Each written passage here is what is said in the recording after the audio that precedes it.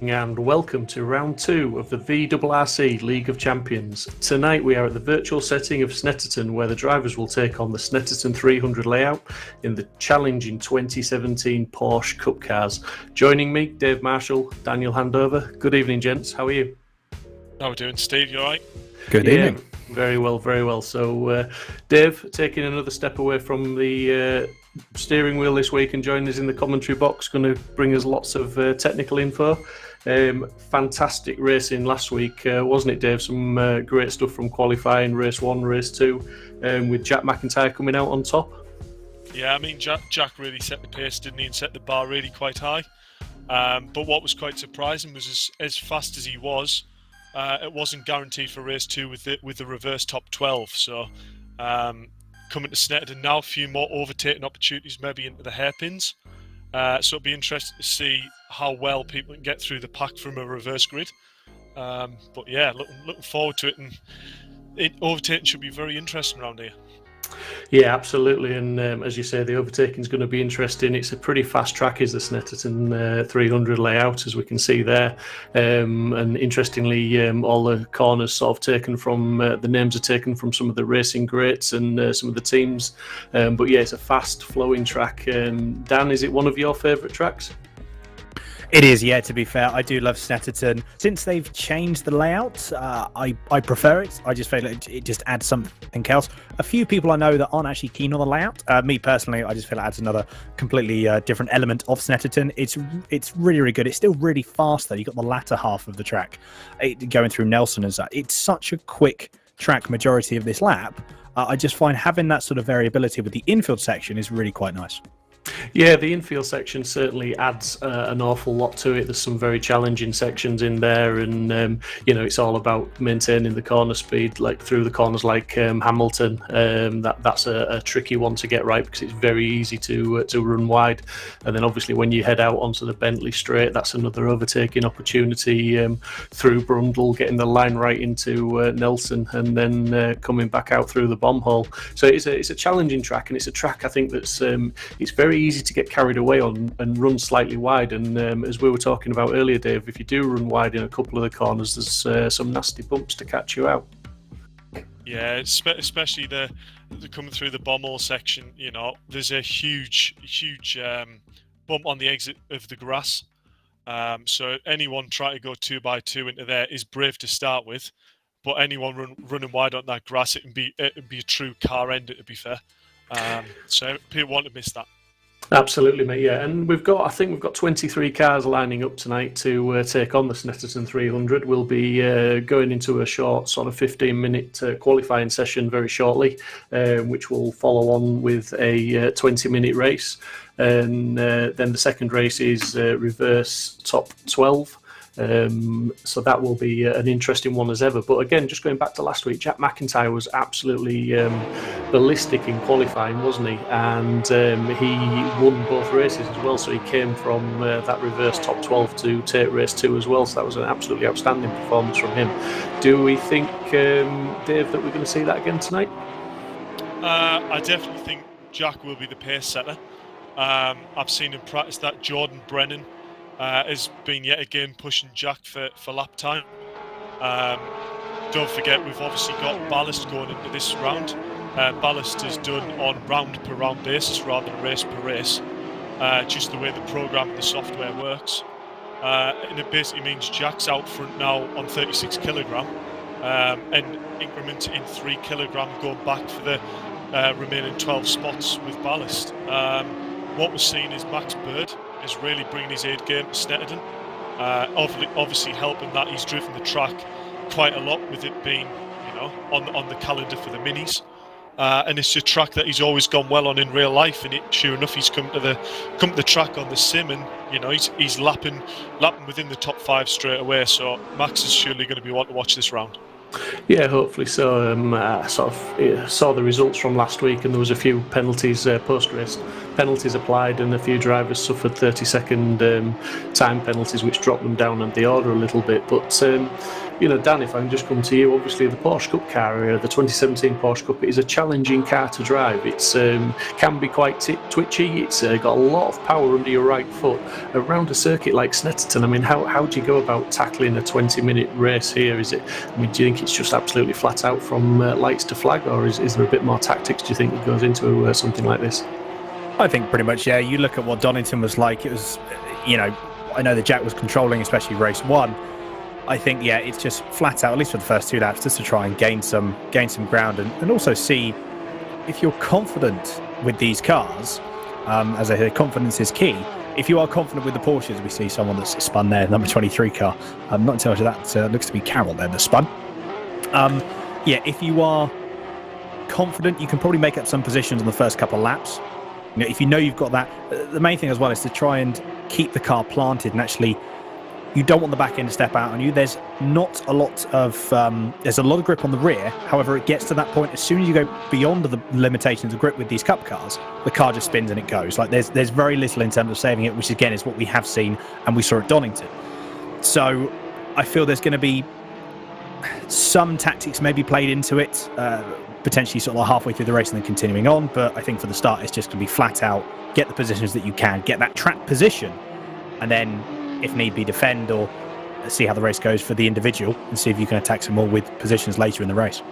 Yeah, because of course I think with the Porsche Cup as well, if you drive it very, very aggressively and you do sort of get the back end stepping out a little bit more than maybe you'd want to, obviously the tyres come into play because you can overheat the tyres in the sim, and it does obviously lessen the traction that you've got. So the smoother drivers will probably benefit more, although this car isn't the easiest to drive smoothly. But Jack McIntyre certainly seems to be at home with it. Last week, obviously, as we said, pole position, 2 wins. This week on the timing sheets, before qualifying started, he was topping the sheets. And let's not forget, he's got ballast on. Dave, just remind me how much ballast Jack is carrying, and how does the ballast system work? As in, you explained it's a round by round, but what quantities of ballast for the viewers that are watching other drivers contending with? So it's a round by round, and I did quite a lot of severe testing on the start of this League of Champions, and already decided ballast is going to be worked on car by car per championship, if you like. So it's not necessarily going to be the same amount of ballast going into the next championship for a different car. It'll have to be testing again, but we like to think 36 kilogram, which is maximum ballast, is worth between 0.4 and 0.5 of a second. So the aim there really is to sort of narrow the gap between the front runners and the midfield, but not to bury the front runners into the midfield, if you like.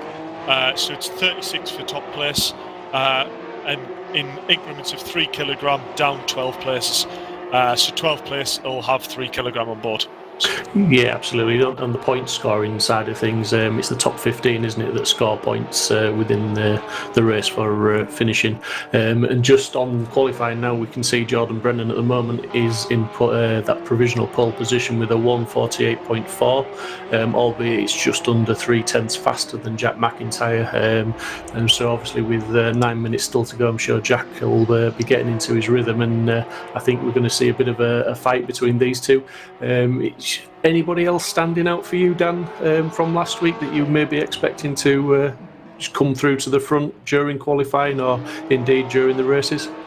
Well, I think the one to watch out for, we have spoken about him briefly, but Toby Trice, I think he had some mega pace, so definitely one to watch out for. I think Butler, again, we can see he is up there. He's about half a second off the pace at the moment. As we say that, we've got Burgess going over the 1:48.612, so only 3.5 tenths off of Jack McIntyre. I'm sort of surprised, really. This is actually compared to from what pace that Jack had at Donington. I know we've still got just under 9 minutes left to qualify, but to be honest, I'm actually quite some practice as well. So, yeah, I think it's at the moment my bet would be hedging on McIntyre and Brennan to, at the moment, sort of pull away from the pack during race 1. Yeah, absolutely. I mean, just touching on the qualifying times, we've got the top 6 more or less a second apart. If you go back to Donington last week, I think McIntyre was on pole position by almost a second. It was just under a second he took pole. So, I mean, obviously, yeah, with the ballast, as Dave was explaining, it's bringing the field a lot closer together. Although you rightly said, Dan, qualifying is it's only halfway through, so there is time for some ballistic laps if the lads have got them in them. But at the moment, it's very close. It's good to see. It's setting us up for a really good race. Just looking at some of the names on the leaderboard there from previous rounds have been commentated a few times for VRRC, and we've got Max Bird, Butler's a fast lad, Stapleford's quick, Isaac Smith, Max Edmondson, like say Toby Trice. There's any number of names on there, and it'd be a brave man to sort of pick out a podium from those three. I mean, quite rightly, Jack McIntyre with his 148.2, 2/10 faster than Brennan at the moment. But those three have got to be your favourites for the podium, just on past performances. But like you said, there's so many guys: Butler, Stapleford, Edmondson. I mean, just if I can throw it over to you, Dave. If you had to pick a wild card out of there, I mean, if we're going to go down the field a little bit, it's not so much a race winner, but just somebody who might surprise us and get on the podium. Is there anyone that's been standing out in practice other than, let's say, McIntyre and Brennan? I think, you said not to pick a wild card winner, but I think Robbie Stapleford could definitely be a person to watch for outright pace, and he's got the aggression to get through the grid. I learned from doing the Mini E-Series that Snetterton, especially with the hairpins, it's really common for the first driver to defend going in, so go on the inside line. And then you've got the second driver who will either dart to the left or want to keep him behind him. And what we tend to end up with in the hairpins is a train of about 4 or 5 cars all hugging the inside because they don't want to get overtaken. So there's an opportunity there for a brave person to send it all the way down the outside. And, there's an opportunity to pass 3 or 4 cars there. So if there's someone that's going to do that, I'll put my money on either Rob Butler or Robbie for doing that. But then outside of that, Robin Walters has really impressed me. New to VRRC Championships, and he's come in and his car control is really, really good. He's going to be up there for a good, consistent finish, I hope so. Yeah, I'm just seeing Rob Butler as we were talking. He's just nipped into second place, just over a 10th behind McIntyre's time. So, they are really closing up now, the top 3 within 2/10 of each other. Top 4 just over 3/10 apart. So it's very, very close this evening. Just again, if you were challenging, if you were taking part in this qualifying session, would you sort of go out with a view to fueling and running the 15 minutes and just staying on track, or would you just short fuel, do a couple of laps, come in, put a bit more, and go out again? How would you challenge or take on the challenge of a 15-minute qualifying at Snetterton? I think short fuel. I think any day of the week, the track's short enough. The guys are doing, sort of sub 2-minute lap times, 148s, 150s. I think, short fueling is probably the best way to go. That's how I'd normally play it. You will probably lose a 15-minute race. It may not be so bad. You may find drivers that are just sitting out there and going. It's more so the tyres. Like, what is the tyre drop off after 3 laps? Normally 3 laps is the sort of maximum that I would normally run in qualifying trim, purely just because you want to run as little fuel as possible. But not only that, is you're going to save on the tyres as well. So by running the full 15 minutes qualifying, you're going to run more fuel. You're also going to have excessive tyre because you're running more fuel. And obviously the tyres are going to drop off. So, I think any day of the week I'd always run maximum 4 laps probably, and then I'd be jumping in the pits. You want to maximise that track position. In a 20-minute race, track position is almost everything.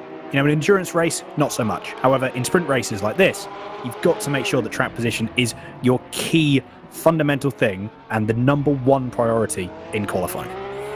Yeah, absolutely. It's all about getting that clean air, isn't it? Like you say, track position and getting that clean lap in, so you can you've got every opportunity to hit all your markers, all your points, all your apexes, and really get that lap time down. And Jack McIntyre's not improved in the last couple of laps since he's done that 148.276. Just as you say that, Steve, I'm just looking at the live timer board, and he is an absolute flyer at the moment.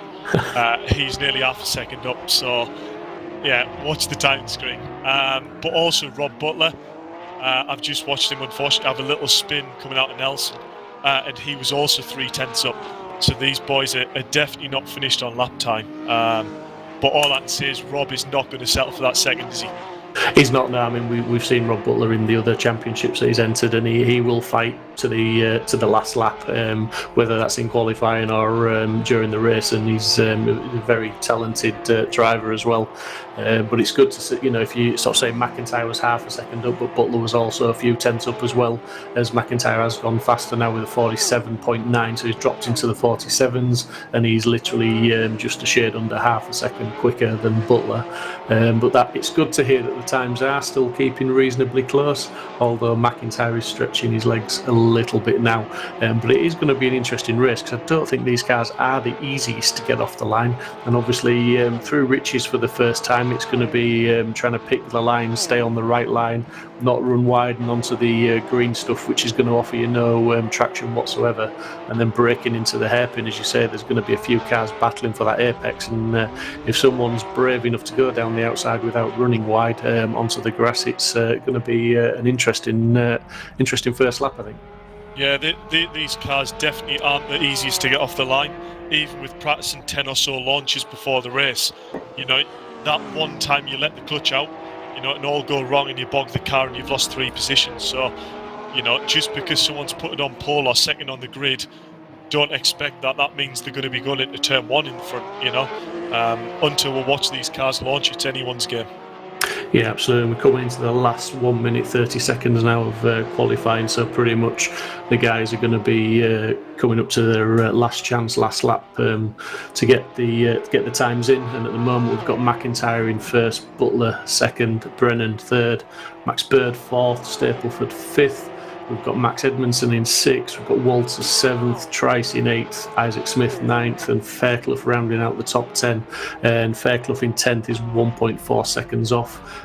So, the top 10, that's a relatively close top 10, and it is going to be an interesting start, and it's going to be about that start and bombing down for the first time into Riches and trying to hustle your way to the right line to get into the hairpin first, isn't it, Dan? Yeah, I think... if I'm honest, I'm not going to put my money on it, I've done a few races at Snetterton, not in real life, obviously done a few races on the sim. One thing you actually want to watch out for is Riches isn't necessarily the corner you want to focus on at the start. Montreal, turn 2, that's the corner you want to be focusing on. It's a really, really big braking zone, even on lap 1. So you have to make sure that you need to set the car up for, if you need to, obviously a defensive driving position for Montreal, because turn 2, if you leave that door open, there is someone that's going to go up the inside. It's a prime overtaking opportunity. So what we're probably going to see, and again I put money on this, is we're going to see a lot of defensive driving. You're going to see every single driver pretty much go to the right hand side of Montreal. They're not going to be taken and again, this is for people as well, they're not going to be taking what would be a normal racing line, because they don't want people to try and sort of divert the inside last minute. So watch out for that. I'd like to see how that plays out, to be fair. Yeah, I think Riches, I'm going to maybe just slightly disagree in the respect, and I'll happily be proven wrong, but Riches is going to come into it, because obviously Riches is part of getting yourself set up to get into Montreal. So if you go into Riches side by side, which is a distinct possibility, obviously coming off the start line, very easily get hung out on the outside and not be able to get back across to the inside. So I think you will be all the focus will be on Montreal, because that will be the overtaking opportunity. But that's going to come from being set up, going through Riches and into the braking zone. Would you agree? Yeah, no, absolutely. Like I said, not counting turn 1 out at all. I just feel that there's going to be. I think drivers, potentially what they don't want to do is potentially actually get caught out by turn 2, so they've got to make sure that they've got that on their mind as well. As we've got Jack McIntyre, look at that, 6 tenths ahead, he has taken pole and he's absolutely smashed it. Only man in the 47s. Yeah, absolutely. As the clock has hit 0, qualifying is now over, and as Dan rightly says there, Jack McIntyre is the man that is setting the pace, even with his ballast on this evening, with a 1:47.7, which is a mighty impressive time in the Porsche Cup car around the Snetterton 300 tonight. Rob Butler in 2nd place. We've got Jordan Brennan in 3rd, Max Bird 4th, Robbie Stapleford 5th, Max Edmondson in 6th. As you can see on your screens now, Robin Walters 7th, Toby Trice 8th, Andy Dorman 9th, Isaac Smith 10th, Will Fairclough 11th, Martin Johnson 12th, Charlie Oliver 13th, Tom O'Farrell 14th, Andy Carroll rounding out the top 15. We've got Scott Thorne in 16th, Paolo Tempera in 17th. We've got McConomy in 18th, Sutton in 19th, Lamy in 20th, Noonan 21st, and that concludes the grid tonight. So it's been a pretty tight qualifying, hasn't it, Dave? But just Jack McIntyre just showing the boys how to go on in the last few laps there. Yeah, I think Jack will be fair happy with that lap. Anything in a 47 is a fair god lap. Yet again, he did it on his last lap, fastest lap, so I think he'll know the job isn't quite done yet. There's a lot of drivers that are very, very close, and I think he's going to be a bit worried with Rob being so close to him off the start. Well, I think we have got Jack McIntyre in the interview booth, so I'm not sure, Dave, would you like to go down and just talk to Jack about that lap? Yeah, no bother. How are we doing, Jack? Hello. You did it again. Fastest lap on the last lap. Yeah, that was a bit of a crazy one. It was a bit scrappy until the last few corners, but I think because it was scrappy, I just decided to totally send it. So I was flat all the way through the bomb hole, which is probably the second time I've ever done that, and then just somehow just nailed the last corner. So that was, yeah, a bit of a lucky one, but I'll take it. That's what I've actually noticed. Tends to be the fastest laps around here are just a bit on the ragged edge and a bit sort of just get it through the section as fast as you can, really, rather than being the smoother technique we might have seen at Donington. Yeah, I kind of built up to it throughout the session, so I started a little bit slow, but then yeah, got into the groove and just started going for it a bit. I think I was suffering from trying to be a little bit careful and trying not to crash, and that's not really the way to go fast and to win. So yeah, just got my head down, went for it, and yeah, I've got to ask you the awkward question: how do you feel with Rob starting next year? I don't know why that's awkward. No, we'll see how it goes. You know Rob isn't going to settle. No, yeah, he's a hard racer. We'll just have to see how it goes. They're really tricky to get off the line, these cars, so hopefully I can get a good start and then not have a problem with it. But if not, it's just going to be a little bit of a survival game, I think. Hopefully I can get ahead and try and pull away. That's kind of the plan. So yeah, we'll see how I'm it goes. interested to see it myself, if I'm honest, because obviously we know Rob's massive motorsport background in the racing he's done in real life and on the sim, and you know he does know how to race. And I think if he's smart about it, he'll know. You know, if he doesn't have a good advantage off the line, or there isn't a gap off, you know, straight away in the first hairpin, you know, he probably will be the sort to tuck in and work with you to get away from the pack. Yeah, I like to think so. I think Rob's definitely on the sim. He's calmed down. Is maybe a little bit unfair to say, but the racing that I've seen him do over the past kind of month or two has been really good. He's been really respectful on track. So I'm not too worried, to be fair. Maybe 6 months ago I might have been a little bit, but I think Rob's improved massively. So I don't think that's a bad thing to say. No, impressive time, Jack. Good luck for the race and keep your head down. Cheers, mate. Thank you. Great stuff. So that was Jack McIntyre, who's lining up on pole position on the front row, obviously, with Rob Butler in P2 alongside him. And just quickly to say hello to Michelle Dunn, who's Jordan Brennan's mum. She's cheering him on, come on, Bear. And we've got Emma Fairclough saying go Fairclough on the chat this evening. So welcome all who are watching on the chat. And just as we were sort of saying there, Dan, Jack alluded to the fact that these cars are hard to get off the line, so it's going to be a challenge and a little bit of nerves until the lights go out and they actually get the cars underway. Yeah, I think so.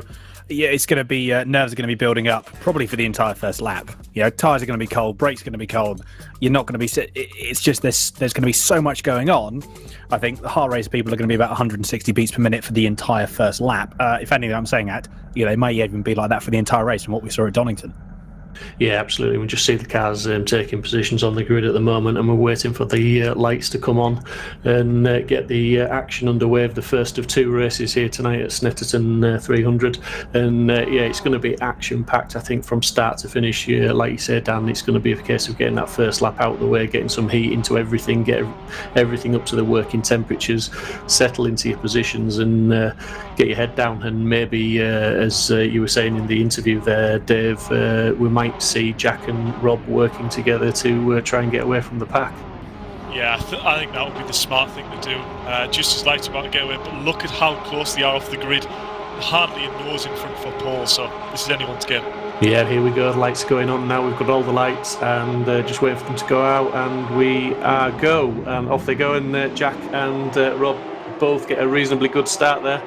Jack's looking to try and edge it out and maintain his lead through the first corner, but Rob's really taking it to him, and it's side by side. But it's looking like Jack's actually got into the front now and got a clear lead as they head into Melbourne for the first time. Looking fairly clean down the rest of the field as we're just looking there in your top left of the screen as everyone makes their way through the Melbourne. Fairly clean there, looks like not too much contact, a couple of cars running a little bit wide, but yeah, good start from the guys, and head down and away they go now. Yeah, really good. Oh, sorry, Jack. Sorry, Dan. Sorry. No, didn't mean to cut you off there.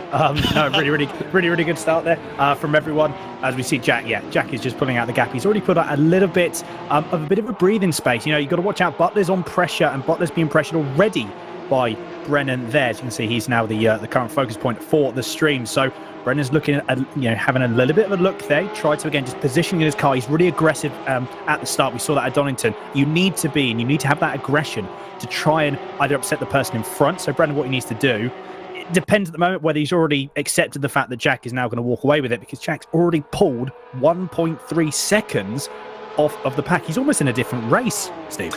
Yeah, absolutely. He's pulling away. He's got his head down, and it's looking like Rob's going to have to start defending from Brennan. And we know Brennan's pretty quick in these cars, as he got 2 second places last time out. So he's going to be pushing for that second place to consolidate and get some more points on the championship standings. We're still seeing cars going 2 by 2 at the moment, and somebody's just running wide there onto the grass, and that's always a worry because we can just see as he rejoins how rough that track is. Yeah, the guys got away to a really good start there, and just putting the pressure on each other. But McIntyre is now already 1.7 seconds up the road, so that is a fantastic start from Jack, isn't it, Dave? Yeah, it's what Jack wanted, isn't it? Rob hassled him quite a lot in the first corner, but Jack, I think you can tell the way Jack's car's set up. He's just got that car really quite aggressive. It likes to rotate quite well, so especially on the colder tyres and with heavy fuel, I think he just had the advantage off the line there in the first corner to have the car underneath him a bit more off the line. And then up into hairpin, I noticed Rob got a slight tap. I believe it was Max Bird, so maybe the weight of the car just caught Max about out there and just bumped Rob on a smidge bit. But other than that, a very, very clean start. And yeah, looking forward to seeing what happens. Yeah, fantastic, and nice to see that the safety car's not required at this moment in time and still parked in the pit lane. But yeah, some of the cars, as you watch them go through Richie's, which is obviously a pretty quick right-hander there, you noticed Stapleford when we watched him go through, he was tucked in a lot tighter than a couple of the cars around him. These guys are free to set the cars up as they wish, so some of the guys will have maybe a stiffer, tighter setup than some of the other guys, which allows them just to hold that tighter line but may compromise them elsewhere on the track. But setup is a massively important thing. Even though it's only a 20-minute race, it's going to affect the car, it's going to affect the tyre wear, it's going to mean for slightly different lines in some of the corners, and a 20-minute race like this, it's all about attacking, isn't it, Dan?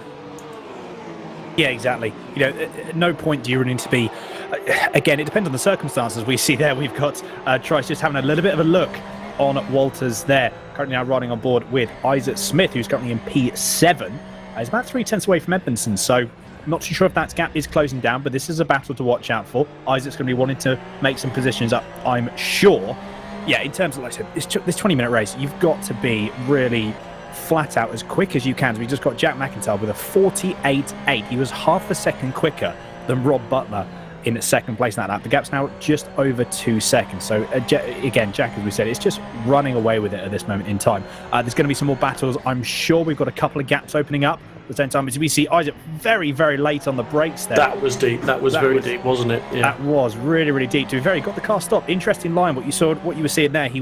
As he was braking, really getting the car stopped onto the apex, almost stopping pretty much on the apex, getting that car rotated, and then a nice straight line on the exit of the corner. It seems to work for him. He did put a little bit of pace up on Edmondson there. So as we see again, very, very close. Edmondson running a little bit wide. This could potentially You can see he's weaving about all over the place, trying to make sure he upsets Edmondson, trying to put him in a mistake. And as I say that, he has done. I don't think there was any contact there. I don't think there was. No, I don't think there was. I think it's exactly as you said. He was weaving in the mirrors. He was up there. He was as close as he could be. He just put Edmondson under just enough pressure. And as we said in the build-up to the race, it's very easy to run wide round here. And that's exactly what Edmondson did, allowing Smith to take the position. And a great move from Smith, really. A great show of just how to put the pressure on the car in front. And, just try and make the moves up the field as he goes. But Jack McIntyre now 2.2 ahead. Brennan 0.7 behind Butler. So I would say that gap between those two, although it's close, I wouldn't say Butler needs to be driving too defensively with almost a second gap. He should be driving his own lines. So this is probably a reflection on actual race pace between these guys at the moment, isn't it, Dan? Yeah, exactly. As we've just gone on the screen now, we've got a battle for P11, as we can see on the screen there. As we see someone that's gone off, not entirely sure who that was. I'm sure someone's gone off. Thorn, yes, they have done. Thorn, isn't it? Indeed, yes, that was Thorn, unfortunately going wide, going into Murray's. Almost looked like he lost it on Coram. It's a difficult corner to get right there. You're braking as you're turning still, with the way that these cars are. So you've got to be quite careful to not let the rear end rotate on you. So that's potentially what happened there. Unlucky for Thorn. Yeah, I think the pace at the moment, this is now true reflective pace. Butler's not going to be defending from Brennan, and Brennan isn't going to be defending from Bird. So this is now the pace that the drivers are running. Obviously, the top 12, the reverse grid, is going to add, it's going to be a completely different race almost. You can have Jack, that's now, well, to be fair, the top 3 guys are going to have to try and work their way through. In saying that, though, the gap's sort of opened up. Obviously, let's disregard the gap from Jack and Rob for a second here. But if you look further down the field, there's sort of gaps anywhere between half a second and a second for the top 5.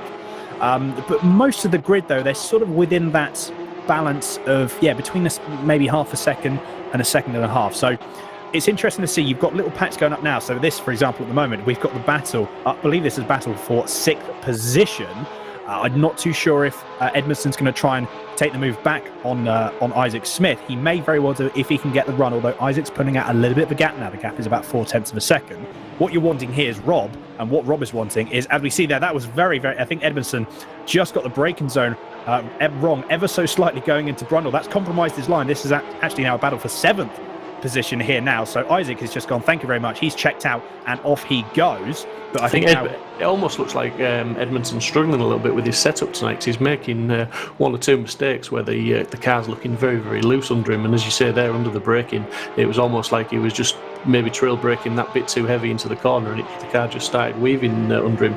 But having said that, we're on board with Max Bird at the moment, and Max Bird has just set the fastest lap of the race with a 48.587, albeit that's a couple of tenths faster than McIntyre's last lap, and more importantly 4 tenths faster than Butler and 3 tenths faster than Brennan. So he's the man on the move. Max Bird is the man on the move. We've just seen contact there. Was that Walters, I believe? I believe so, yep.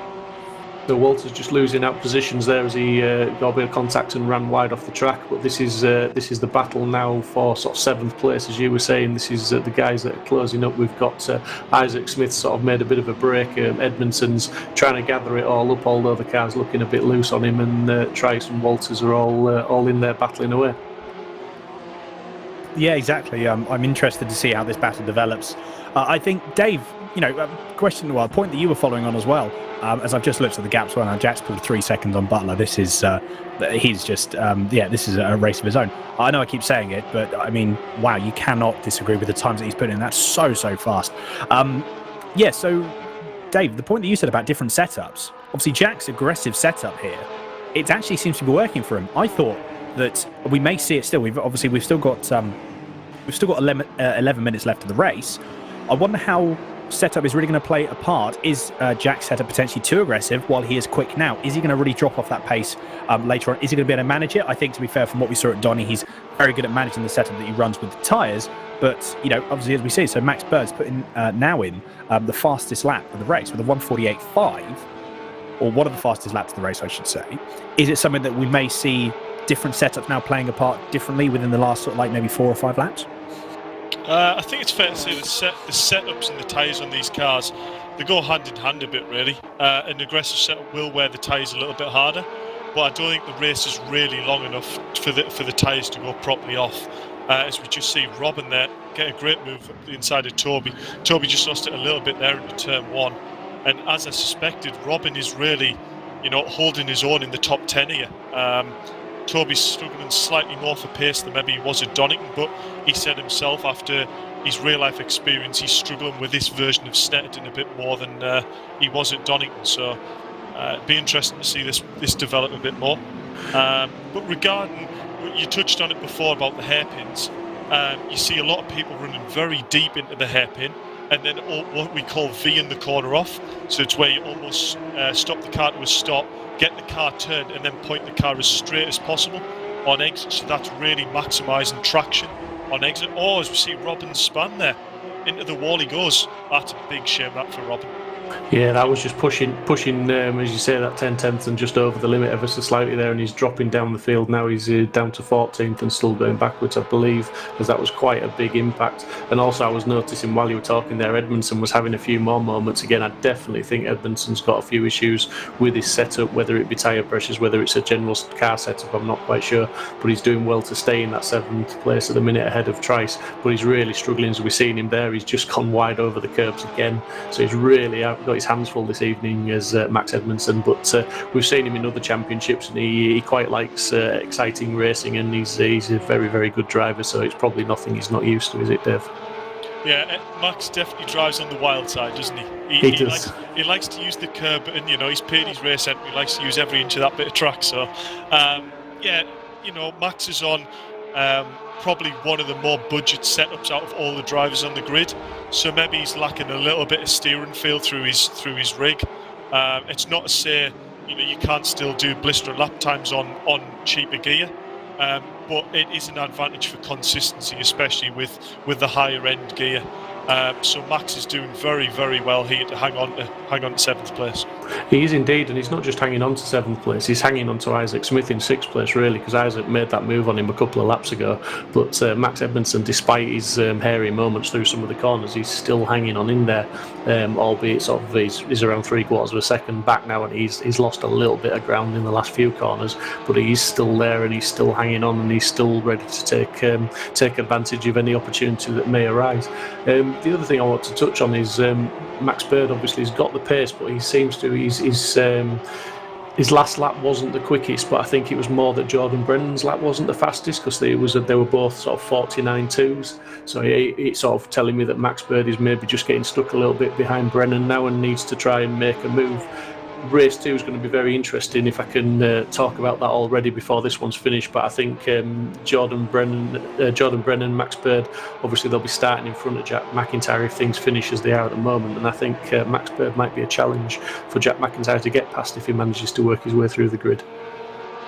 Yeah, exactly. We've just seen, just on the screen now, we've got Isaac Smith. He ran wide going into Brundle and Nelson, so that complex has proved a little bit difficult for a few drivers now. You're going so fast into Brundle, trying to get the car stopped again. It's similar to Coram.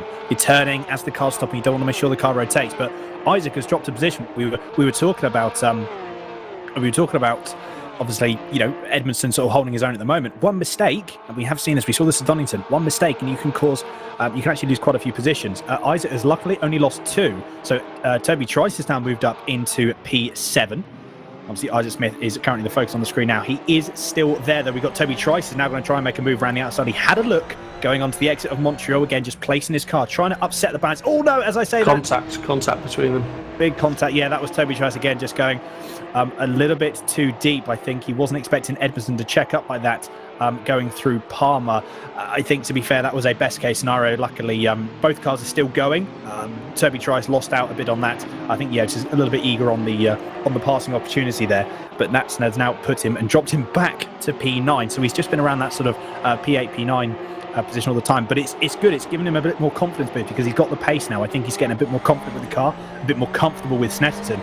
He's now got a cracking onboard shot. Now, I believe that is the onboard footage of, is that Toby Trice? That is Isaac Smith, apologies. That's Isaac Smith. That is its onboard driver cam. Really, really cool camera angle. You can see again how these cars sort of behave. It's actually really, really good. You can see how much the car moves about under brake and how much the car moves about onto the acceleration as well. Taking a lot of curb there. But Yeah, I'm on the main screen there, Dan. We've just see how close the battle has got now for second place between Butler, Brennan, and Bird. And they're literally there isn't a car between them. They're on each other's bumper now, and really they'll be benefiting from the slipstreams. And they'll all be looking, Brennan and Bird will certainly be looking to try and make a move on each other as Butler's looking to defend. And really, they're sort of lapping in the 49s, which isn't the quickest lap times, but I'm guessing that's really Butler's probably coming down to the point where he's maybe starting to think about defending, and he's compromising as we see him just run a little bit deep into that hairpin, missed the apex altogether, but there was nothing that Brennan could do about that time, and he just has to tuck back in behind Butler and just keep applying the pressure that he's doing.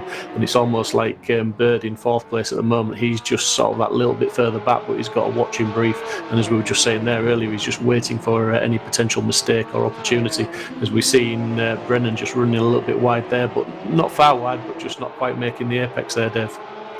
Yeah, so that's actually what I was touching on earlier. You see Brennan's approach is, he's got an aggressive car set up there, and he runs, as we see, he's trying to go around the outside. I don't think that's going to quite work around that corner. So he runs slightly deep into the hairpin so you can get the cut back and get the traction.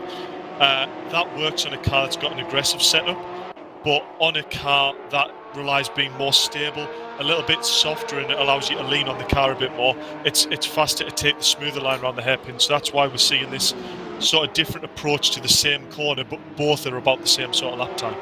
Yeah, and it's looking like Brennan's really getting keen to get past Butler now. He's sort of really pushing into the braking zones and getting right up behind Butler as close as he pretty much dare, as we've seen him sort of potentially carrying a little bit, what appears to be a little bit more corner speed as well than Butler, but also Max Bird behind. He's having a very sort of sensible drive, albeit he's pushing every bit as hard as the guys in front, but he's not pushing too hard, he's not making mistakes.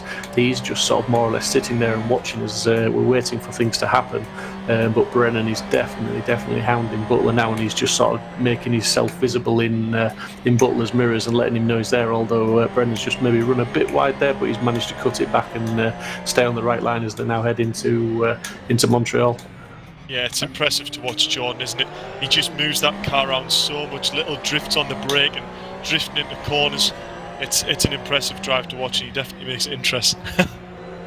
Yeah, it's fantastic, and it's great to see. You can watch a driver hot lap all day long, but then once somebody's right on their bumper and filling your mirrors, it's a different kettle of fish. It's a different level of concentration. As again, we've just seen Butler just pushing hard into those braking zones. He's not wanting to give anyone the opportunity to steal the march on him into the braking zone. It's just maybe compromising him a little bit, and that's why we're seeing this ever so slightly slower lap times of sort of 49.5 second laps compared to McIntyre's 48.2s at this moment in time. Wouldn't you agree, Dan? Yeah, exactly. I think Butler at this point has just got to position his car correctly. It's going to slow them up. He obviously knows that Jack is, providing no mistakes. Again, he's trying to get out of that tow as well. Trying to get out and not let Brennan have the drop. I don't think it makes that much of a difference, if I'm honest, the draft going down the back straight. But again, you just see Brennan there just sort of dancing the car about, as you said, Jack, just backing the car in. The Porsche Cup cars, they tend to respond quite well, because it can be sometimes difficult to get the front end in because you haven't got a lot of weight over the front axle. Actually using the car and steering the car with the rear, you may see him going and doing it through Murray's as well. You'll see him sort of back it in, and the car will just rotate ever so slightly, and it just gives that front end a little bit more directional change, and it brings the car around. It's almost like a pendulum effect using the rear of the car. But again, it's really, really close. Max Bird seems to have dropped off a little bit now from the top two, and as I say that, Jordan's dropped off a little bit from Butler, so he's probably, Jordan's only got 2 more laps. So if he can hang on to this, we've just seen Brennan again going slightly wide. That seems to be the line he takes. He doesn't lose much time, if any. So that just seems to be the line that works for him. As you can see, they're all really diving really, really deep and getting it stops on that apex. Again, what Jack was saying, they want to V that corner off at turn 2. And again, just the way that the car responds well and how the setup seems to be working for these guys at the moment. But it also, just looking at it, I think Max Bird is again just dropping off the pace a little bit. He's about 9/10 away now. I think a sensible race from him, definitely. At this stage, potentially what you want to do is just let the guys battle ahead. If a battle is there to be had, then obviously let them crack on. He hasn't got much to worry about. Stapleford's about just over 2 seconds behind, so he hasn't really got to worry about that. But I think, he's just seeing if something happens between Butler and Brennan. As we can see again, Brennan's getting a little bit close to Butler now. So is it going to be a move on the last lap? I really don't know. It could very well be. It'd be interesting to see how this last lap pans out for everyone. Yeah, it could be a move on the last lap, but I mean, having said that, I think obviously Brennan's been trying very hard for the last few laps. So I think he's certainly applying everything he knows and all the skill and talent that he's got. He's trying to force a move and he's trying to make Butler make a mistake. But we all know Rob Butler is a good driver himself. He's equal to Brennan, I believe, and he's defending very well and he is putting that car where he needs to. As we're just seeing him now, they've come out of the bomb hole now and they're just really holding together. As we've just seen Jack McIntyre now. He's going to go over the line. He's going to be before the clock hits 0. Because the race is 20 minutes plus 1 lap, so potentially we're going to have another lap at the end of this one. So on the final lap now, this is the final lap, this is the +1, so this is it for Brennan if he's going to try and get past Butler. But saying that, Max Bird is right back on the tail end of Brennan as well, so this is a 3-way scrap for second place now, and it's going to be very interesting now as they just head into Montreal again, into the braking zone, all very, very tight, and Bird taking a very wide line there, maybe getting a bit more of a drive out of the corner on the 2 guys in front of him, and just really, really tight up together through Parma, heading down the road towards Agostini, and no one running wide, no one making a mistake, everyone applying pressure and just sticking to the lines. It's absolutely fantastic driving from these guys at the moment. I mean, the pressure that Butler's soaking up at the moment, Dave, it's impressive. It is very impressive what Rob's doing at the moment. He's using a very sneaky trick. He's slowed it down a little bit harder on the apex than maybe he necessarily needs to get around the corner, as it's just happened there. Slowed Jordan down even further, meaning it's put the pressure on Jordan. Whoa! He's just compromised his exit there, which has given Bird the perfect opportunity, and he's gone alongside. In fact, he's got in front. He might. It's not just quite far enough in front to close the door, is he? I don't think. Yes, he is. Yeah, yes, he is. He's got the move done. Max will always get that job done late on the brakes there. But as I was saying there, that's exactly what I was on about. Slowing Jordan down, and then Max is there ready to pounce. So fantastic drive by Rob there, but even more so, it's a harder job for Jordan to try and defend that and pass at the same time. And Jack McIntyre now coming along to take the checkered flag. Fantastic drive from Jack. Pole position, checkered flag, first place in race 1. Fantastic drive for McIntyre, as we've seen. Butler's going to bring it home in second. Max Bird stole that last minute third place there from Jordan Brennan. Stapleford, a very, very worthy 5th place, and it's looking like Edmondson's going to bring that loose Porsche home in 6th place now in front of Isaac Smith. He's just going to hang on as they go across the line now. I've just seen, looking down the terminals as well, we had, this is the battle I was actually just going to talk about as well, we had Laramie and Carroll. They were very, very close. At one point, they were about 2/10 going down the Bentley Straight. The gap's opened up a little bit now, but again, one more corner left. We've got just going through Coram. Again, it looks to be about even neck. As we see, though, Carroll getting a very, very good exit. This is going to be a very interesting one. Is he going to take Laramie on the inside? He's going to try and make that move. I don't think he's quite got the run, though, but it's going to be so, so close. He can't quite do it. Only about a car length in it, though. So Laramie takes P15, with Carroll taking P16. That was a cracking bit of driving at the end there. Yeah, Carroll got an absolutely he just made Murray's look like it almost wasn't there, the amount of speed that he carried through that corner compared to Laramie. Fantastic drive, as we see Noonan now bringing it home in 20th place and last of the finishers, but fantastic drive, and looking forward to race 2. That was a cracker, wasn't it, Dave? Yeah, that's what we're here for, isn't it? I mean, Jack, what a standout drive that was, and Rob Butler for holding on to that second position. Well deserved. Max Bird, that just shows his racecraft. Just sat there waiting for things to happen. Rob slowed the grid down, got Jordan backed up a bit, and Max just took his opportunity perfectly.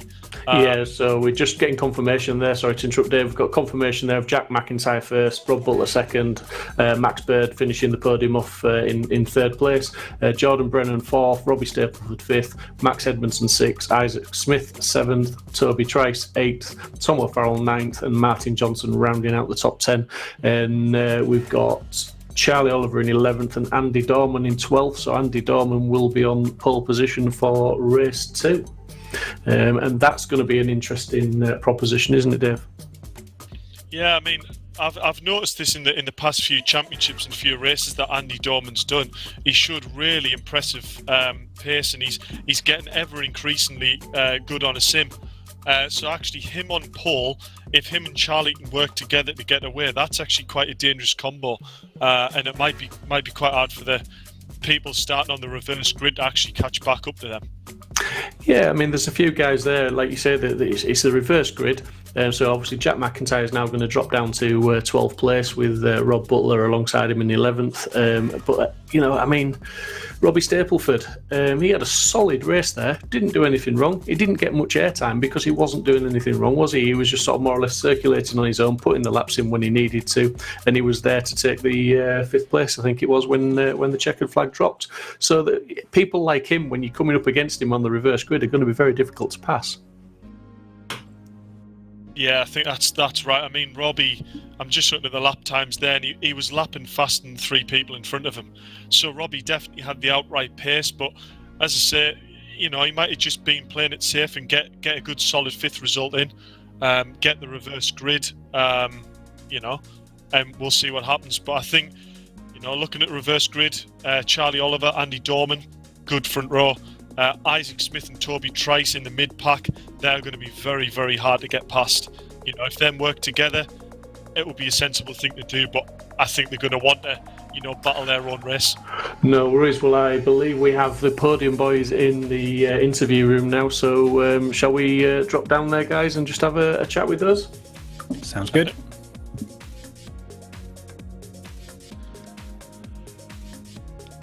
So, Jack, I'll come to you first. Pole position, race win. Fantastic drive. You sort of set off once the lights went green. You had a little bit of a battle in the first couple of the corners, but once you seemed to sort of get away, you really did start to open up the gap. I mean, obviously that seems like the race went to plan. Is that the case? Cheers, Steve. Yeah, I mean, that definitely went to plan. Didn't get the best start, and Rob was alongside into turn 1, but he left a lot of room there, so I was able to hang it around the outside, and then had a good defensive line into turn 2, and then from there, just got my head down and tried to put in some good laps, and then I think the 3 guys behind me were battling a little bit, so that kind of hindered their progress. So once I saw that happening, I knew I just needed to just be consistent, stay on the track, and then went well. Yeah, we saw sort of halfway through the race there was a little bit of a tussle for fastest laps. Jordan was putting in some quick laps as well as yourself, and it was sort of to-ing and fro-ing, but I believe you ended up with the fastest lap of the race, so well done for that as well. But obviously, it's you got that gap, you stretched your legs, you got out there, and you brought it home for the win, which is absolutely fantastic. But race 2 now is going to be a very different and difficult proposition, isn't it? You've got some pretty fast guys in front of you now. Yeah, race 2 at Donington was real tough, and I think this is probably even going to be harder. The tracks are a lot harder to pass on, I think, compared to Donington. It's a lot more technical and a lot more bumpy, so it should be an exciting one. We'll see how it goes. Just hopefully can stay safe, get a good result. Yeah, and let's not forget, I'm sure you don't need reminding of that ballast that you're carrying as well, which will affect you a little bit more. Obviously, Donington, there was no ballast involved, was there? So it was a level playing field, shall we say? Yeah. So sorry, mate. Yeah, we're just up against the clock. So just all to say with yourself, Jack, is really well done. Good luck for race 2, and we'll go over to Rob Butler now. Rob, good evening, mate. Rob, can you hear me, mate? I think Rob's mic's on mute at the moment. Max, are you there?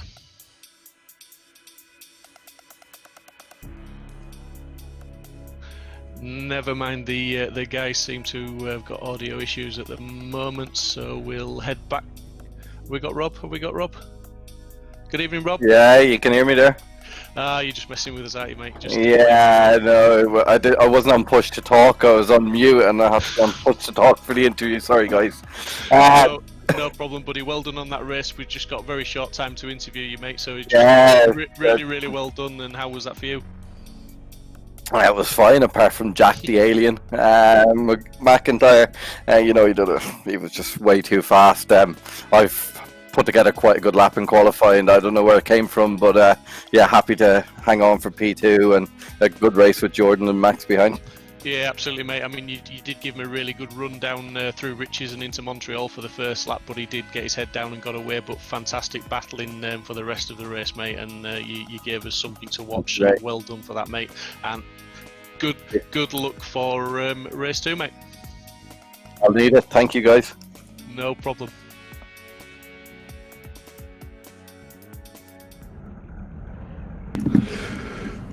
There we go. Are we looking forward to race 2, gents? Indeed we are, mate. Yeah, just the lights are going to come on very shortly now, and yeah, I'm really looking forward to this one. As we were saying to Jack there, with the ballast, the reverse grid, it's going to be very interesting as the lights do indeed now come on. And we have got Andy Dorman and Paul Charlie Oliver lined up alongside him, and they get a really good start there. That looked like a fantastic start from both guys as they're going side by side now down towards Richie's for the first time. Looking back at the rest of the pack, they've all got the car off the line and they're all battling away as they go, but it's looking like, is that Oliver in the lead, I think, as they're heading down now. We've just seen some cars in the bottom right go off, not quite sure who that was, maybe Fairclough and Lamy, I think, and oh yeah, looking like a bit of a mess into turn 1. This could be a safety car incident, maybe, Dave. Yeah, I think that was a case of what 4 cars don't go into one corner, wasn't it? I think all the people who had the reverse grid actually managed to get the advantage there by the front runners having a spin. I didn't quite see what happened there. Maybe someone missed a braking point or something like that. But on the whole, it was quite a clean start from the rest of the grid. We'll wait and see whether that's a safety car. Yeah, absolutely. It's yeah, safety car. Looks like they're weaving a little bit now and maybe slowed off a bit. I'm not quite sure, but definitely. Like you said, that's the dangers of the reverse grid, and it's very easy to throw everything away by sort of a bit of a silly move or a bit of hustle into turn 1. So yeah, we have got this confirmed that we have got the safety car deployed now, just to group everybody back up together, and we'll get things going under a rolling start once everything's cleared up and they've all regrouped. Yeah, fun and games at the first time through Montreal, Dan. Yeah, no, I think Montreal was always going to throw up some interesting bits and pieces there, and interesting action. Unfortunately, it didn't work out for a few drivers. But I think, yeah, one thing. Well, a couple of the people that have already jumped the gun. So you've got Brendan that's already up into P3. You've got Max Bird back in P4. You've got Jack's currently all the way up in P5 already. So he's almost, from where he started at the race, he's almost made up half of those positions already up to P5, and he's still got 18 minutes left, plus that one lap. So what drivers need to do now is they need to make sure that they've got heat in the tyres and keep the heat in the brakes. What you don't want to do is drop off those tyres. If you drop the tyres off and you drop them out of their operating window and other people don't, you are going to get absolutely lunched come the restart. So as you can see, everyone there, as I say that, everyone's now furiously warming their tyres, so obviously you can hear me in the commentary box. They can all hear the good advice there from Dan. Let's all weave and get some heat back in those tyres. Exactly, it's something you've really got to watch out for. With some cars and some tracks, it doesn't necessarily make a difference, or some cars, I should say. However, with the Porsche Cup cars, again, you've got to make sure that you've got heat into that front tyre, because you haven't got that much weight over the front axle. Again, it's harder to drum up that. It's hard to drum up the heat in the tyres and to actually get the heat in the carcass to stay there as well. From what I've seen, and Jack, I don't know if you can sort of elaborate on this point, but I think the tyres seam or the tyre carcass doesn't necessarily retain heat that well in the Porsche Cup car. No, I mean the front right tyre doesn't retain its heat when you're pushing it on a flying lap to start with. So, this is not what you want to see as a driver with a safety car out. So, you see them weaving, but that weaving's only going to do so much. These front tyres are still going to be extremely cold. But I did say, lads, there's Robbie Stapleford in P1, sat behind the safety car. Yes, I was just going to come to that because Robbie Stapleford, I've watched him over many weeks now, and he in a couple of different leagues as well. And he's a quick lad, he's a consistent lad. He knows how to keep his nose clean. And at this moment in time, the restart is going to be under his control, so he's going to have the opportunity potentially to maybe steal a little bit of a march and get his head down. And we know from race 1 that he was putting in some good lap times, so potentially he could build himself a little bit of a cushion between the guys behind if he can get his head down, if he can put those lap times in, maybe enough of a cushion to defend from the likes of McIntyre and Bird if they do get past Smith and Brennan. Do you think, Dan? Yeah, I think potentially we're not really going to know until the restart, are we? The restart could very well drum up. I mean, it could, worst case scenario, it could drum another safety car. So we really don't know. I think, again, it's really going to hark back to what drivers can do, but I think we are going to find out in a second as we're just about to go for the restart and we are underway at even start from everyone. If I'm honest, no one's got the jump on anyone else, which is ideally what you want. It's probably not what Stapleford wanted. However, he's pulled out a little bit of a gap already. So, actually, I say that the top two. So you've got Smith and Stapleford. They've already pulled out a little bit of a gap, maybe about 2/10 potentially. It's not that much, but it could be enough that the drivers don't take that much of a defending line, or they don't need to take that much of a defensive line. It's all bunched up though. Is Stapleford trying to do what Brendan did at the start? Is he trying to back the entire grid up? Is he trying to back it up so that Brendan can try and make that move on Smith?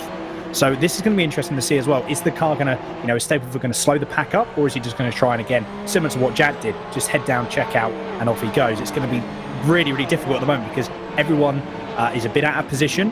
Obviously from race one, as we've got Smith putting some absolute mega amount of pressure on Stapleford, and then Brennan's going to try and jump in on the action as well. Yeah, absolutely. It's going to be head down and go and soak up that pressure for Stapleford. It's difficult to know, obviously, how much heat he managed to maintain in those tyres. It may be a fact that they're just tiptoeing around at the minute, and he's maybe been a little bit more cautious than Smith as he's trying to build heat back up into the tyres and brakes.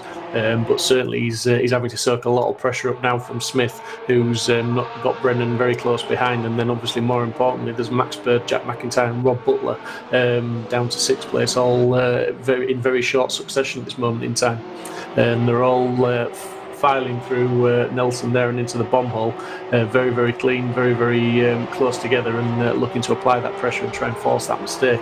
But indeed, Stapleford's he's managed to stay in the lead. He needs to really start and get his head down and focus on getting those lap times, and maybe, if he can, not worry too much about Smith behind him, because that will slow him down if he starts looking in the mirrors, won't it, Dave?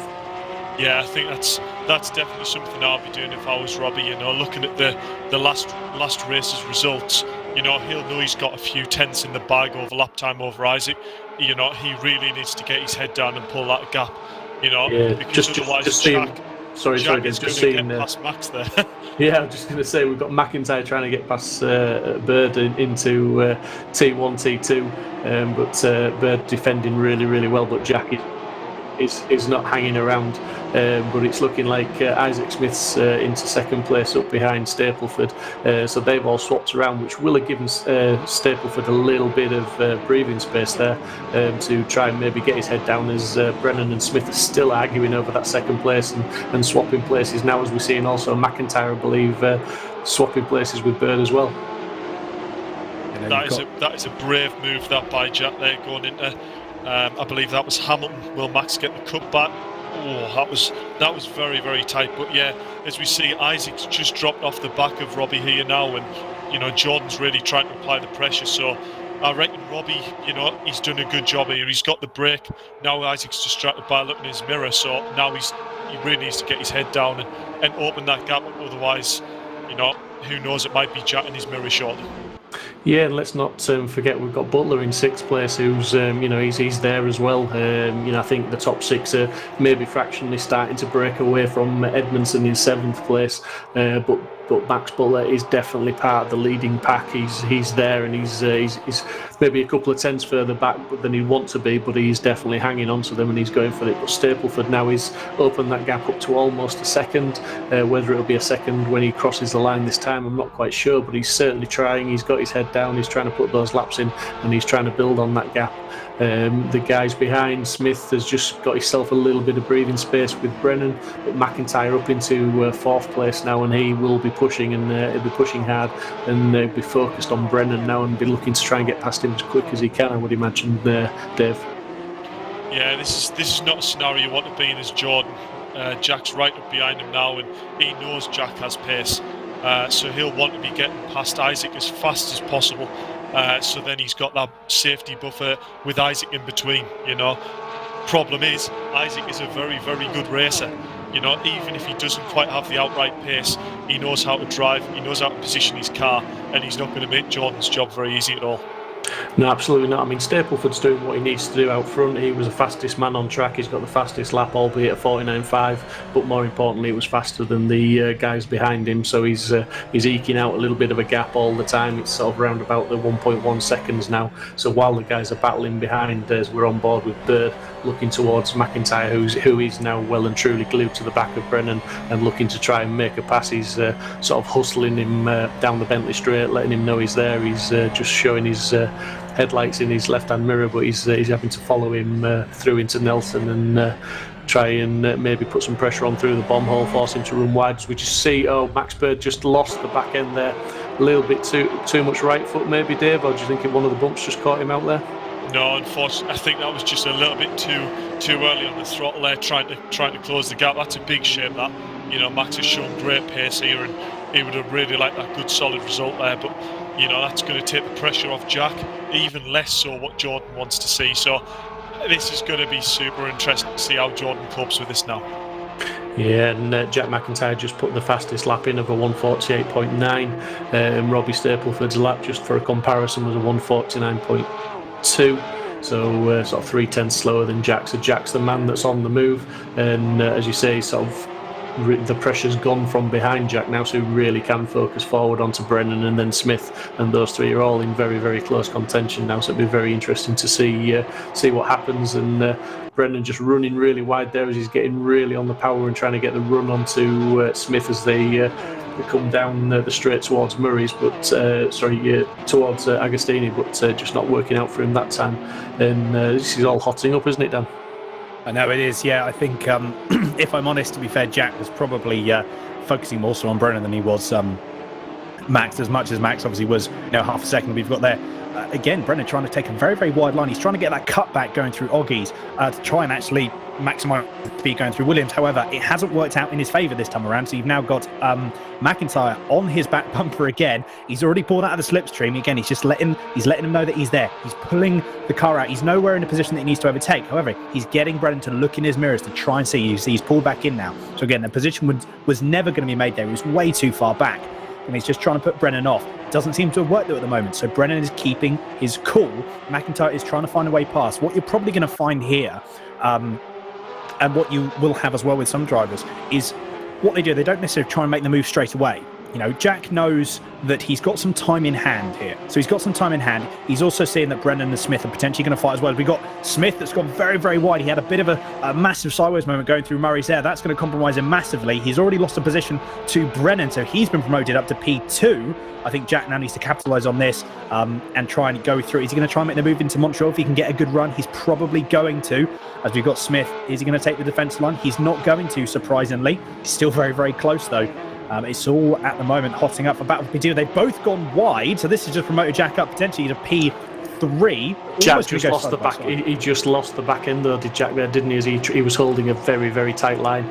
Tried to get the throttle in, but it was just too tight a line. There was too much resistance at the front end, and it just caused the back end to step out of it. But again, he's there. He's diving down the inside as they head into Agostini. He's lost it on the curbs and just thrown sideways again there. So Smith is back past McIntyre, back up there, and the battle is really hotting up. And Jack McIntyre is not having it all his own way on this in race 2, is he, Dave? No, that to me just shows it. Jordan's got past Isaac there. Jordan will be head down now. He needs to get on with this, otherwise Jack will be hot on his heels. But that there was maybe a slight bit of Jack going, Jordan's got ahead. We need to get past Isaac, otherwise Jordan will be gone up the road. So he threw a move there. Isaac positioned his car very defensively, and he still went for it. And they've actually both ended up losing more time to Jordan. So, it's one of them things. It was a risk maybe Jack had to take to try and get ahead of Isaac as soon as he could. But, some things just don't work out. So let's wait and see. Let's see if Jordan really hold his own and get that gap opened up. Yeah, absolutely. And Robbie Stapleford at the moment up in the lead is just doing what we know Robbie Stapleford does, and that's just put the laps in. He's a pretty consistent driver, and especially when he's not under pressure, so he's just there. He's done a 48.8 on the last lap, and Jordan Brennan's just done the fastest lap of the race with a 48.7, so literally a tenth in it, so nothing really to shout home about. The gap is still at a second. Jack McIntyre is still behind Isaac Smith, still pushing very, very hard. And as Dan alluded to earlier, he's just he's close enough where he's putting the pressure on, maybe not close enough to pass. We've just dropped further down the field now to Oliver putting pressure on Johnson and O'Farrell, and this is a very, very tight battle for what is maybe 12th place between these three guys, Dan. Yeah, very close indeed. It's good to see that we've got some battling going down the field. One thing I would have liked to have, unfortunately, we're not able to, but I don't know. I think Smith, and this could be me, or obviously I just saw this, very sort of like last minute. Obviously, we were just seeing it live. It looked to me as if Smith just maybe sort of he probably went over to the inside. For me, it looked like he just went to the inside maybe a little bit too late. You can see Jack was already in a position where maybe he was braking, then Isaac seemed to move over and drift across, probably why there was contact there. Again, I could be wrong. But that's what it looked like to me anyway from Jack's onboard footage. But again, different camera angles promote different things, as we know, it's got back on board. But no, really good to see that we've got some racing further down the field as well, which we're going to see some more of that in the last 5 minutes. Jack's dropped off the back a little bit of ice. I don't think he's nursing any damage, but what he could be doing is either letting Brennan catch up to Stapleford, which he has been doing as well. So Brennan has really got, as I say that, he has actually got past. I'm not entirely sure what happened there, whether Isaac went wide going through the bomb hole there, but there's contact. That's very, very close to Jack. Going to save it. Well held by Jack. That was one of the saves. That was a fantastic save. Absolutely awesome. That was really good. Jack's probably not too happy about that. And again, it looked like Isaac just went a little bit too wide, and Jack furiously flashing his lights, putting this car every which way it needs to be to try and unsettle the back of that Porsche. But yeah, interesting move there again. So at the moment, Jack can't quite get past Isaac, and this is just promoting Stapleford and Brennan to go on the inside again. We've got Isaac going very, very defensive. He knows now that Jack is close enough to him that he's going to make that move whenever the opportunity comes up. So he's got to make sure that he takes that defensive line, but that's going to slow him down. And Butler, now currently in P5, he's going to be catching up to the back of these guys. Yeah, absolutely. But Stapleford Brennan is turning out for a battle for the lead now, as Brennan has put the fastest lap of the race in and closed that gap right down to Stapleford now, and he's really sort of starting to apply the same sort of pressure that McIntyre's applying to Smith as well. So we've got a battle for first and second, and a battle for third and fourth at the moment. Like you say, Rob Butler's closing in on this battle as well for third place. Isaac Smith, Jack McIntyre and Rob Butler soon to join them, as looks like Jack's trying to go around the outside, and I'm not sure there's contact again, and that's Isaac Smith spun. That's really unfortunate to see. That was a fantastic battle, and looked like it could go a little bit further, but Isaac Smith just lost it after a little bit of contact there. Yeah, he just went a bit. I think he just went a bit too wide, drifted off into the side. I think Jack was on the outside. At the end of the day, he was to be a car that was in the correct position. So yes, unfortunately, the bit of contact, and Isaac lost out on that. But Jack has now been promoted to third. So is he going to catch up? We've got 4 seconds is the gap now. Is Brennan going to try and make a move on Stapleford? We've only probably got about 2, maybe 3 laps left. We're now just on board with Brennan now. Again, you can see the car moving about under braking. You can see the wheel moving about. He's working the car. He's really trying to make sure, utilising the setup that he's got, as we said before, trying to get the rear of the car rotated and trying to set the car up. And as I said, use it like a pendulum effect to swing the rear round, to try and get that drive out of the corner. So this is probably a view that he doesn't want to see for much longer, because he's only got 2.5 minutes left, although Jack has already pulled, I believe, at least a couple of tenths on these guys up ahead. So if these guys battle too much, is it going to be something that this could very well be a 3-way battle for P1, as we've got now Toby Trice and Max Bird having a bit of a battle there. Toby Trice again not having worlds apart from his Donington performance, so very unfortunate by him. So he's not performed again probably as he would have wanted, currently running in P9, but again a good battle. I'm sure these guys are going to be enjoying the battles that they're having regardless of the positions that they're in. Dave? Yeah, definitely. I mean, I'm just looking at this Jordan battle here. Jordan is definitely not going to want to settle with Robbie and just work this in racecraft and just keep pulling away from Jack. He's going to want this win. He'd be thinking of the championship standings. It's a very short championship, only four rounds.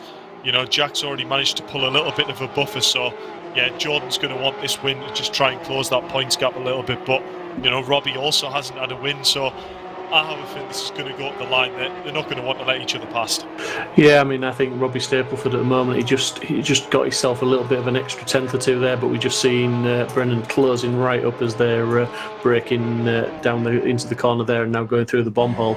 But yeah, Stapleford, we know that he's consistent, as I've said already. He can put the laps in. He just needs to focus forward and just keep doing those laps, and he's doing a good enough job to win the race as it stands, albeit Brennan's putting pressure on, as we're just seeing. That looks like Walters that's just gone off and lost it, and he's losing positions hand over fist there, unfortunately. But yeah, Brennan he's in the slipstream with the Porsche. Not sure the slipstream's going to help him an awful lot, but as they're just heading now into Richie's, it's looking like Stapleford's got it covered at the moment. Will he go defensive into Montreal? He holds a slightly tighter line. He's aware he's there.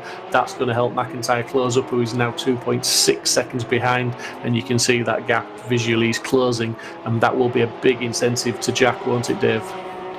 Yeah, I'm just looking at the time. I don't think it's going to be quite enough, even if these battle, for Jack to get past them. All I'm thinking is, Robbie is hugely defending here, and Jordan is going to have to be aggressive to get past. He's going to have to be creative in his moves, But crucially, when he goes for a move, is to commit to the move and get it done, because if he tries to go for a move and doesn't pull it off, there's more time lost for Jack to gain up. So. Yeah, absolutely. Well, the clock's on 0 now, so they'll cross the line to do one more lap after this one. So Robbie Stapleford, if he wants the win tonight, he's going to have to defend. As we've seen, there's that Max Bird again that's spun, not having the greatest of races, Max. So yes, sounds like just from the information we're getting, he crashed into the back of Isaac Smith. So that's two of the top runners just not having the greatest of races. But Stapleford still defending from Brennan as we speak, doing a fantastic job of soaking up the pressure. But he is going to have to circulate one more lap and soak up that pressure for one more lap. And all the time, Jack McIntyre, yeah, like you say, Dave, maybe agreeing with you now, he's maybe not quite close enough unless these guys make a mistake in front of him.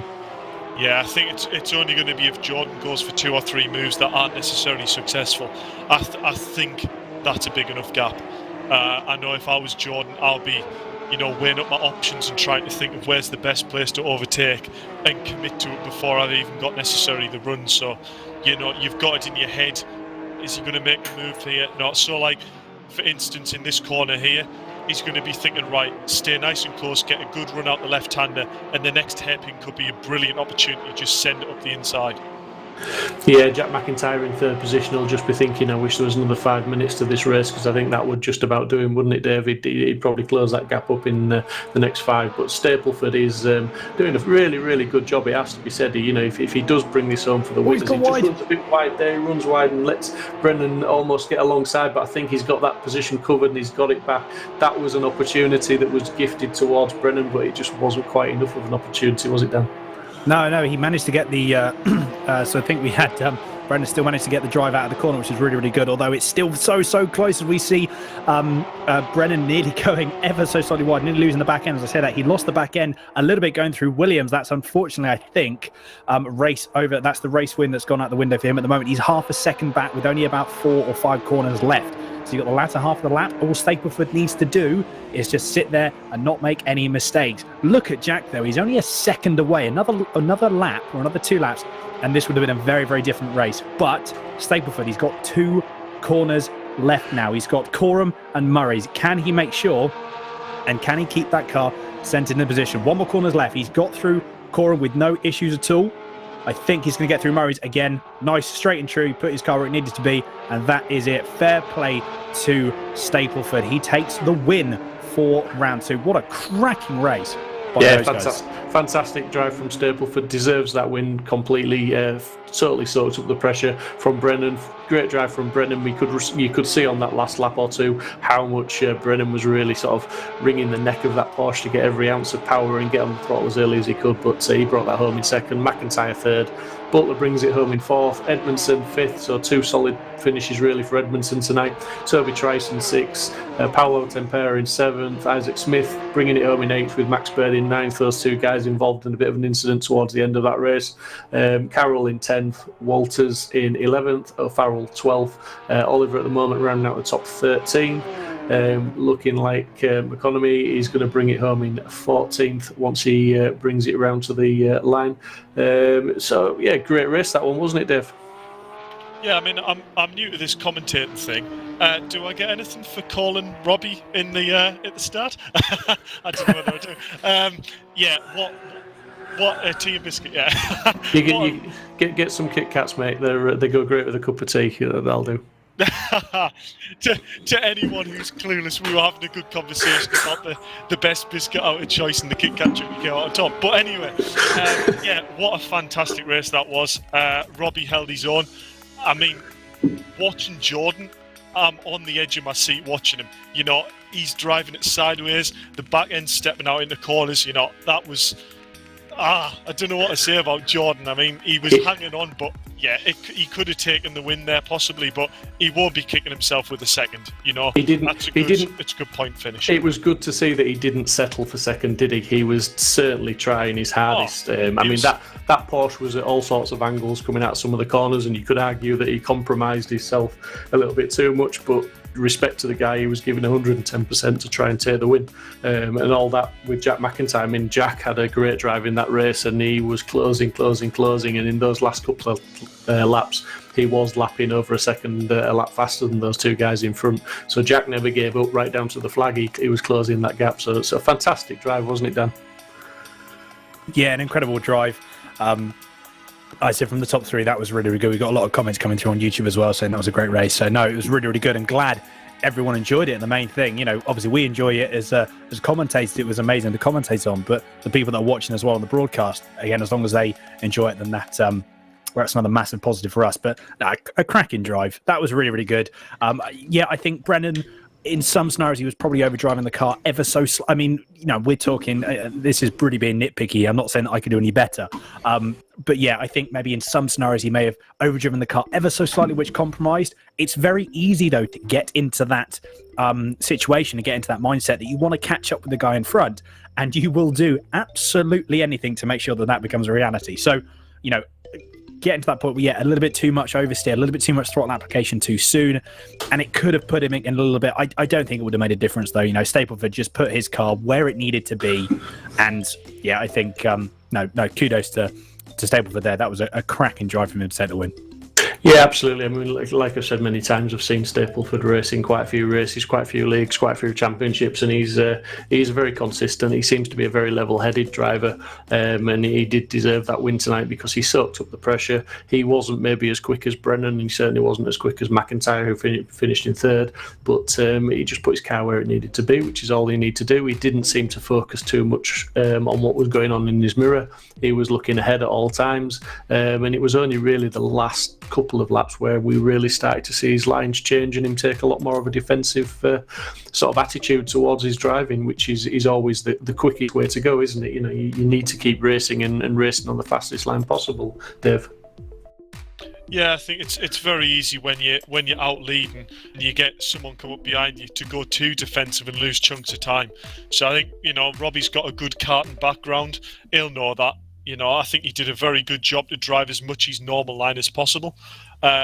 You know, when you're driving your normal line and driving fast, it makes it very hard for the person to get past because you're not losing your apex speed. But, you know, fair play to Jordan watching the car go sideways. He maybe didn't get the win, but that's what I like to see. You know, properly just grabbing the ball, grabbing the car and going for it. Yeah, well, I think, being as you called the winner there, Dave, I think we potentially need to go down to the interview room, but I'll let you lead the interviews if you like, Dave. Yeah, no bother. Great stuff.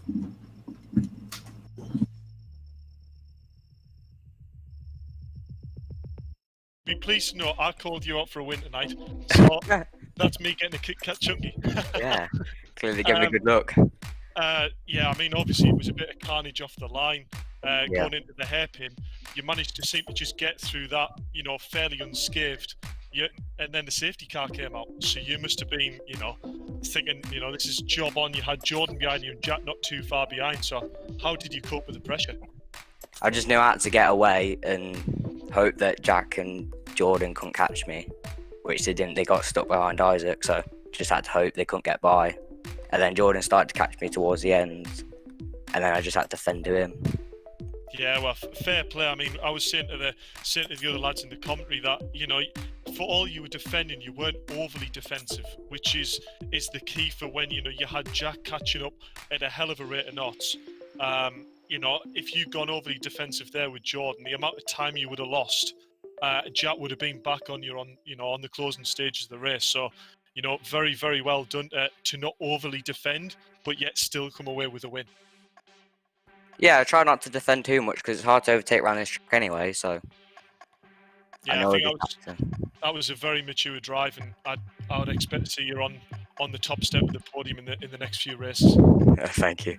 Yeah, and I just want to say, Robbie, I'll apologise now if you watch the stream back. I sound like a bit of a fanboy because I was calling that like Dave. Dave did say at the start of the race, watch Robbie for this one, and I agreed with him fully. But once you started, once you got that second sort of gap on the guys, I said just watch Robbie because we know from past races he can be consistent. He doesn't necessarily have the fastest pace, but he knows how to defend. He knows how to be consistent, and that's just what you did. It absolutely fantastic drive, mate. Can't sort of praise you enough for that. It was like Dave said there, very, very mature drive, very, very controlled and very skillful, and fully deserved that win, mate. Thanks, Steve. No problem. So Jordan, that was a fantastic race from you, buddy. Again, myself and Dave and Dan were excited watching, and as the last couple of laps came into play, you were really, that car was very loose. You were pushing very hard, is that fair to say? Yeah, it was very loose. I didn't want to go for a move on him because I was just thinking more about points. I just didn't want to throw it away, so I wanted to be there just in case he made the mistake, but I just sat behind him.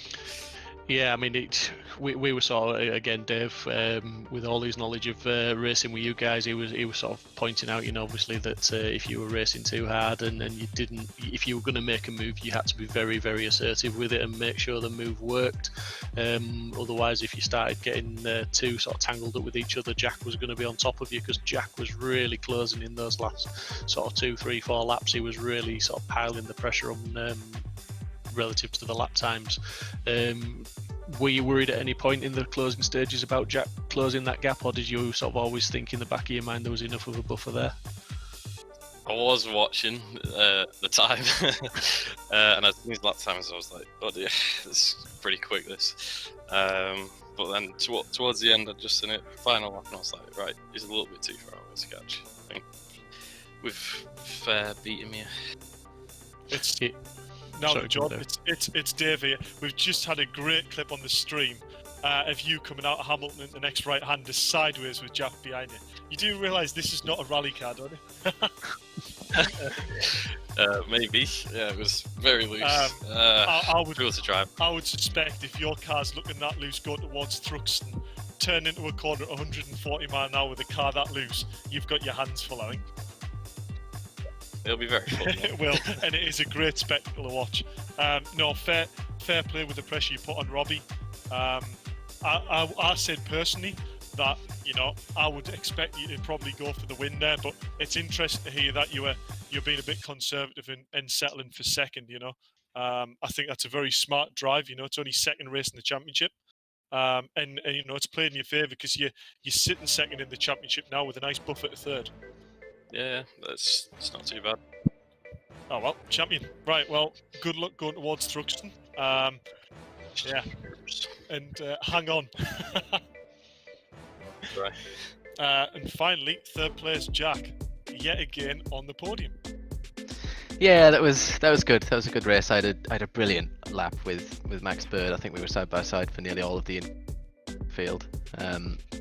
And then yeah, some tough racing with Isaac. And then once I got clear, I knew it was just time to put the hammer down, so to speak, and go for it. I made a couple of little mistakes, so probably I think if I'd driven perfectly, I might have been right on the back of the two guys ahead. But equally, I think they both said, they both did the real smart thing of just not fighting too hard, and I think that's ultimately what got them first and second. Yeah. I was kind of shouting at my screen as I was driving around, telling Jordan to chuck one up the inside, but no, he did the clever thing, and it was it was too quick for me. Yeah, well, we did actually see the move you did on Isaac, and it was exactly what I was saying. You know, Jordan got past him, and I know your mindset would have been, right, if Jordan gets clear here and I get stuck behind Isaac, you know, you're starting to watch that possible second or first place go away. So I knew you had to try and get a move straight on. You know, move was maybe a little bit, you know, hard and aggressive, but I don't think it was anything stupid.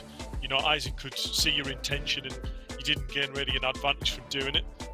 It's just a shame it didn't come off because it actually lost you more time.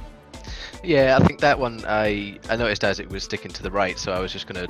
I knew he defends hard, so I needed to try and surprise him with it. But then I think the line that he takes into that corner, like you said, you mentioned the other day, the kind of mini line where you move across to the middle of the track. I didn't really anticipate that he was going to do that, so it was at the point where I hit the brakes and then saw him start moving over towards the apex. I kind of knew that it was probably a mistake, and I think if it had have worked and I'd have got ahead of him, I probably would have let him pass, because I think otherwise it would have been a bit marginal. I didn't really want to get past that way, so I'm kind of glad it swapped around again. But that's good. But yeah, it was a good race. That's good racemanship, that, Jack. Fair play to you. Yeah, absolutely. Just one final thing from me, Jack. Well done. I mean, 4 races, 3 wins, 1/3. When does the masterclass stop? Fantastic performance and really setting yourself apart to lead the championship, and sort of looking solid going into round 3. Did you anticipate 3 wins and a 3rd? Not really. Well, is it 3 wins? I thought it was second last race, unless there was a post-race change last week. Yeah, sorry, rather. There was due to penalties. Oh, there was, right? Okay. Okay. Yeah. Not 3 wins on the track, which is kind of what I want. Two first, 1 second, 1/3. Then you'll still Yeah. take that, won't you? Well, yeah, absolutely. That's mega. I think I've just kind of hit the sweet spot with this car. It really suits the way I drive, and the way that I've got it set up is quite loose and quite aggressive. But it just really suits the way I like to drive. So it's a bit of a sweet spot, I think. I'm not sure, with the other 3 championships that make up the whole League of Champions, I'm not sure it'll particularly go this well for all of those. So I'll just enjoy it while I can and see what happens. Yeah, all fantastically, and well done. I'm not sure if obviously Dan sat there quiet. Have you got anything to add to the boys, Dan?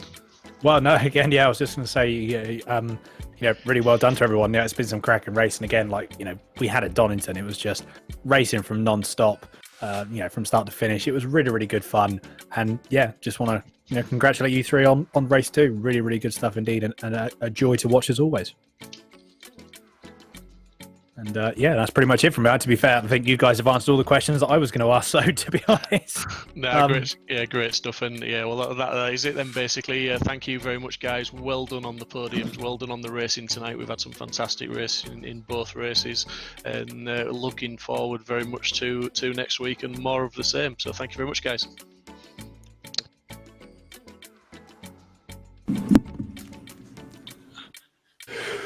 Right, boys, that was some awesome racing this week, some very clean racing. We saw a couple of incidents. We saw the safety car in race 2, which always adds a little bit of a spice to the event. Just very quickly, before we wrap up, Dan, thoughts on that one? Well, I mean, to be fair, I think the buzzword that we're going to be using a lot for the remainder of these, for the last 2 rounds, is exciting. We've seen what can happen. The grid reversal and the 12-car grid reversal, that really spices things up. And that adds just that different element into it.